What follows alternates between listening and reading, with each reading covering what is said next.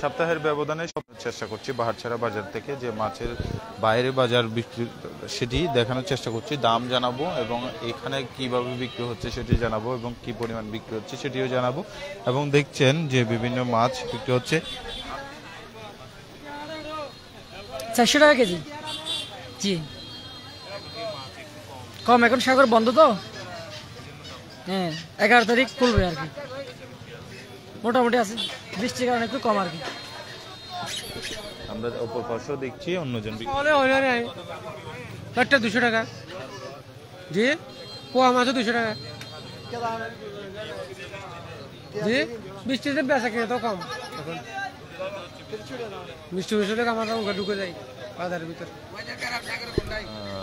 ধন্যবাদ। আমরা কথা বলবার চেষ্টা করছিলাম এখানে যারা বাইরে বিক্রেতা রয়েছেন তাদের সঙ্গে কথা বলবার চেষ্টা করছিলাম। দেখছি আমরা এখানে বৃষ্টি যতক্ষণ থাকে ততক্ষণ পর্যন্ত বিক্রি খুবই কম এবং বৃষ্টি একটু থামলে একটু বেশি হয়।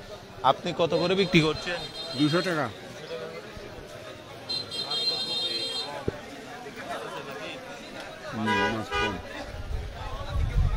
এসব দেখছেন 200 টাকা করে বিক্রি করছে তারা, আমরা দেখতে পাচ্ছি।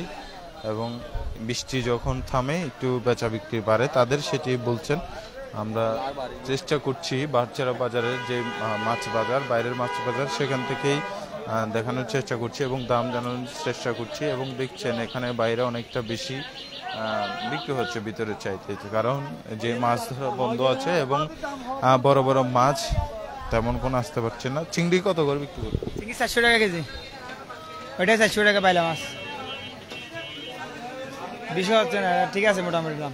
কাঁচা মাছ তো একটু দাম বেশি থাকবে, 30 টাকা হলে তো কম পাওয়া যায়, 300 টাকা 350 টাকা দামে পাওয়া যায়। বৃষ্টি হলে বেচা দিতে কম, মানুষ তো কম।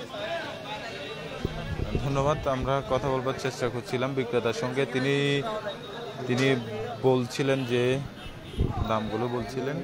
এবং এখানে দেখছেন বাহারছড়া বাজারের বাইরের দৃশ্য, বৃষ্টি যখন কমছে তখন ক্রেতারা এসে মাছ ক্রয় করছেন, আমরা সেটি লক্ষ্য করছি। এবং দেখতে পাচ্ছি যে দুই পাশেই কিন্তু ক্রেতাদের ভিড় এখন, যেহেতু বৃষ্টি থেমেছে এবং বৃষ্টি যখন আসে তখনই ক্রেতা কমে যায় এবং বিক্রি করতে পারেন না, সেটি বলছেন বিক্রেতারা। এবং আজকে যে মাছ বাজারের পরিস্থিতি সেটি যদি বলি, দাম অনেকটা বেশি বলা চলে।